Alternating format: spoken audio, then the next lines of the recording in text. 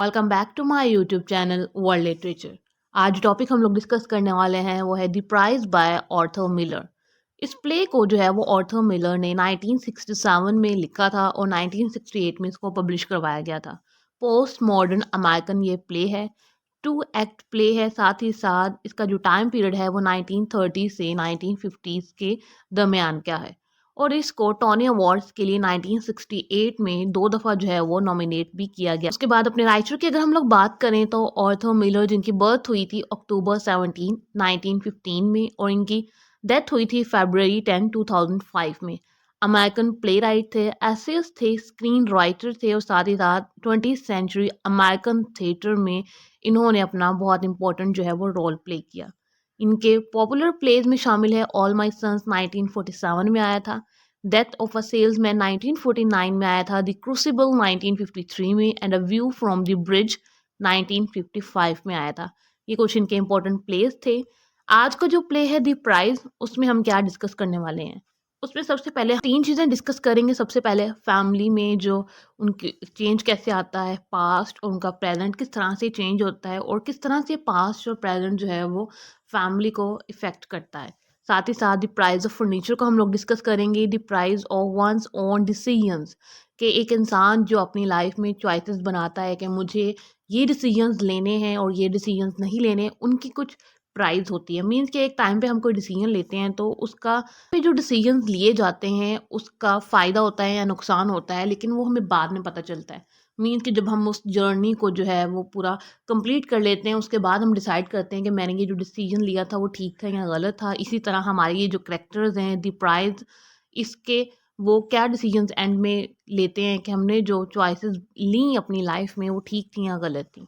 आते हैं अपने करेक्टर्स की तरफ। सबसे पहले हमारा मेन करेक्टर जो है विक्टर फ्रांस, सब ये जो है वो सेंट्रल करेक्टर है और पुलिस सर्जेंट है। एक्चुअली में इसने अपनी यंग एज में अपने फादर की हेल्प करने के लिए, जब ग्रेट डिप्रेशन का टाइम था, उस टाइम पे इन्होंने अपनी जो स्टडी है, अपनी एजुकेशन को सेक्रीफाइस किया और अपने फादर की हेल्प करने के लिए जो है वो अपनी एजुकेशन को छोड़ा और जो सारी की सारी जो केयर है वो अपने फादर को दी और अपनी फैमिली। विक्टर का जो करेक्टर है वो हमें क्या थीम देता है, वो duty, sacrifice and the impact of choices, ये सारे जो थीम्स है वो हमें इसकी पर्सनालिटी में नज़र आते हैं।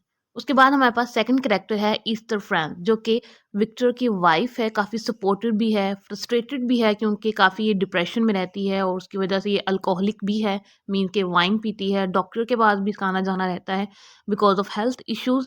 और ये फर्नीचर को जो है वो बेचना चाहती है ताकि इनकी जो फाइनेंशियल कंडीशन है वो बेटर हो सके, क्योंकि उसके हस्बैंड ने जो सेक्रीफाइस दिया था उस वजह से उसने अपनी लाइफ में कोई अचीवमेंट नहीं की थी और ये चाहती थी कि मैं जो हूँ अब अपनी लाइफ में कुछ अचीव कर लूँ या फिर कोई थोड़ी फाइनेंशियल जो हमारी सपोर्ट है वो फर्नीचर के थ्रू हो जाए।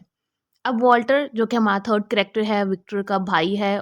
विक्टर स्ट्रेंज ब्रदर, इसको स्ट्रेंज ब्रदर क्यों कहा जाता है, क्योंकि ऐसे ब्रदर जिनके दरमियान अब कोई अफेक्शन ना हो, लव ना हो, केयर ना हो, एलिनेटेड हो एक दूसरे से, मीन्स के एक दूसरे के साथ उनके ताल्लुकात जो हैं वो अच्छे ना हो, ऐसे ब्रदर को जो है वो स्ट्रेंज ब्रदर कहा जाता है।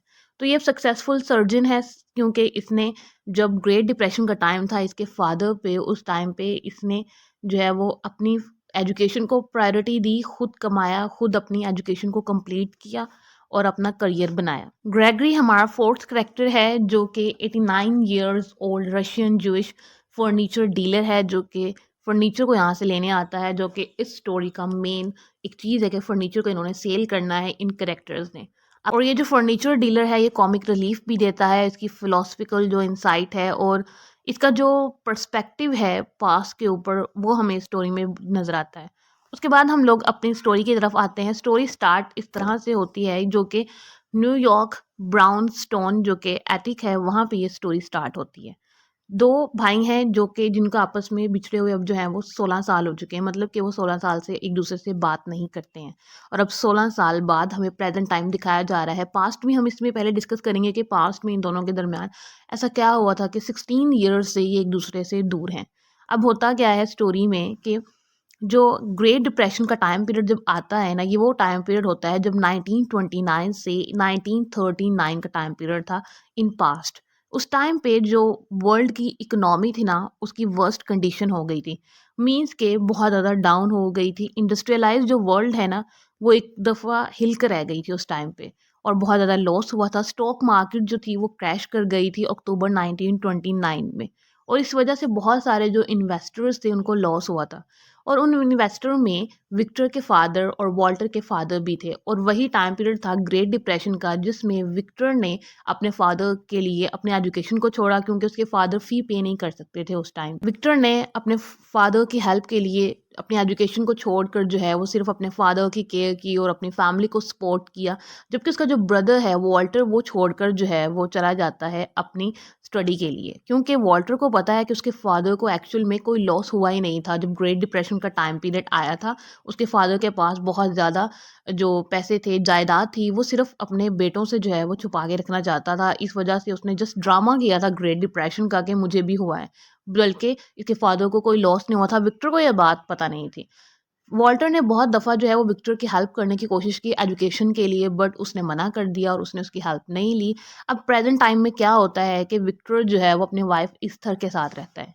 अब इस्थर के साथ रहते हुए इस्थर जो है वो कहती है कि हमें जो फर्नीचर अब इसको सेल कर देना चाहिए, क्योंकि इसके फादर की तो अब डेथ हो चुकी है और अब जो फर्नीचर है घर का उसको हम सेल कर देते हैं ताकि हमारी जो फाइनेंशियल कंडीशन है वो नॉर्मल हो सके। अब इसका जो ब्रदर है वॉल्टर, वो भी आ जाता है, जो कि अब सर्जन है, सक्सेसफुल एक सर्जन है और इसकी जो इकोनॉमिक कंडीशन है वो बेटर है विक्टर से। अब ये दोनों डिसाइड करते हैं कि हम दोनों जो है ना ये आपस में जो पैसे हैं उनको बराबर बांट लेंगे। इन दोनों जो मैंने आपको पास्ट बताया, इन दोनों ने उस पास्ट पे डिस्कशन की और काफ़ी एक दूसरे से इन्होंने हेट जो है वो दिखाया है। जब ये आपस में एक दूसरे से पास्ट के बारे में डिस्कशन करते हैं कि तुम तो चले गए, तुमने अपनी एजुकेशन कंप्लीट की, तुम सर्जन बन गए और मैंने जो है वो सेक्रीफाइस दिया, विक्टर कहता है, और मैंने अपने फादर की हेल्प की। अब होता क्या है कि ये ग्रेगरी को लेकर आते हैं और जो कि इस फर्नीचर को 1000 में लेने का कहता है कि मैं इसको 1000 में डील करता है, इसको ले लूँगा। बट इन दोनों भाइयों को लगता है कि कीमत बहुत ज़्यादा कम है। ग्रेगरी कहता है कि मैं $1000 में ले लूँगा ना, तो वॉल्टर के सजेस्ट करता है कि हम ना कुछ इसमें से डोनेट कर देते हैं ताकि हम पे जो टैक्स है वो कम पड़ेगा।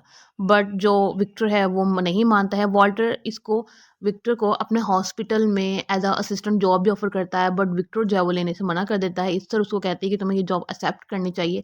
But at the end story में होता क्या है कि फर्नीचर तो वहीं का वहीं रहता है, क्योंकि इन्होंने जो डिसीजंस लिए थे ना पास्ट में, इनको उसका रिग्रेट भी होता है कि उसने अपनी एजुकेशन कंप्लीट नहीं की और जस्ट अपने कभी उसने जो उसके ख्वाब थे विक्टर के वो कभी पूरे नहीं हो सके।